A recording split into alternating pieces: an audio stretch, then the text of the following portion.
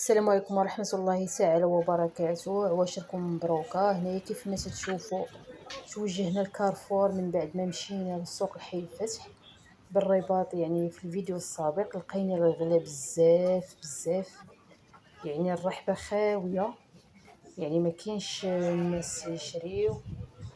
صافي مباشرة مشينا لكارفور بتمارة. ما شاء الله راه كاين الخير. وهنايا الحاجة اللي زوينة، يعني تشري الحولي على حساب الحجم ديالو وعلى حساب الثمن اللي عندك.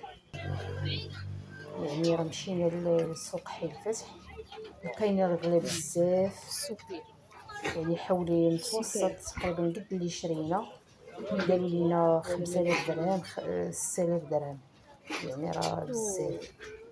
يعني يا ريت كون داروا في الاسواق الميزان بحال مرجان وكارفور. يعني بنادم، يعني الناس غتشري وهي مقتنعه، يعني ما تقولش راني تصيت. وهنايا كيف ما تشوفوا هذا راه السربي، راه ما شاء الله راه تبارك الله حوالي زينين. هنايا الناس راه شارينها، هما اللي مسبوعين بالاحمر.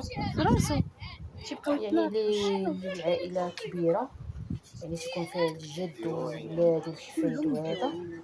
يعني الا تشاركوا في حولي واحد راه أضحية مقبوله.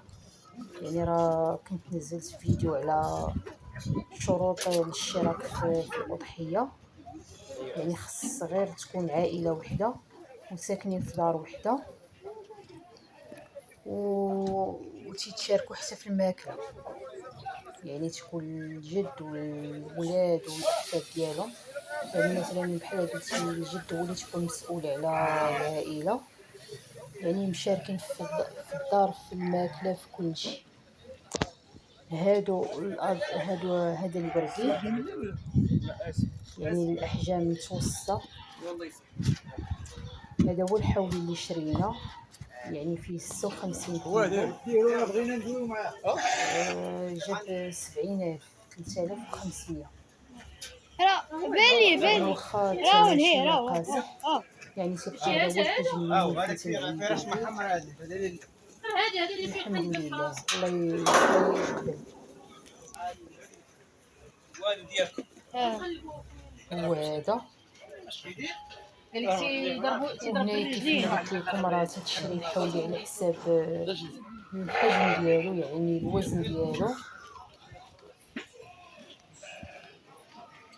وعلى حساب جيبك.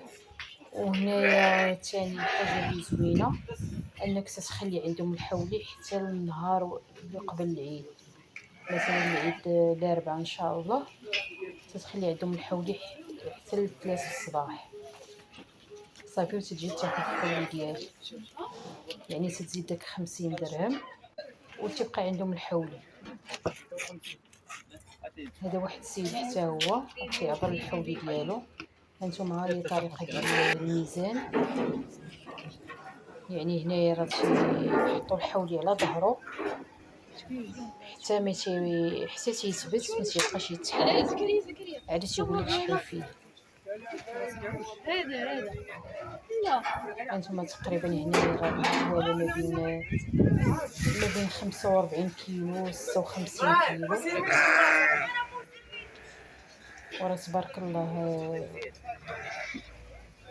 الحولي هنايا راه ما شاء الله راه زين. والله يجيب الرزق لكل واحد.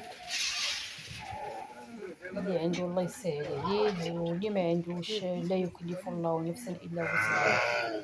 يعني الرزق بيد الله، يعني راه شي واحد ان شاء الله ما غيبقى بلا عيش.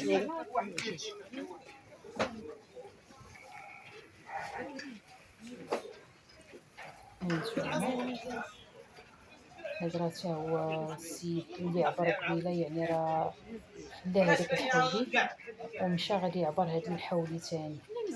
يعني كيف ما قلت لكم، يعني هنايا راه تتبقاو حتى تختاروا الحولي اللي يعجبكم وعلى حساب الثمن اللي عندكم.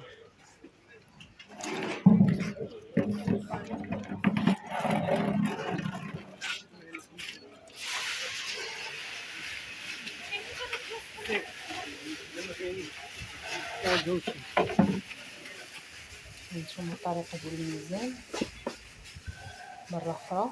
ها هو حط يعني الحولي على ظهرو، بغا يخليه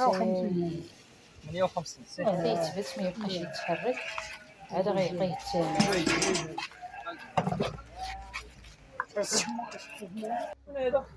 وعواشركم مبروكة وعيدكم مبارك سعيد مسبقا.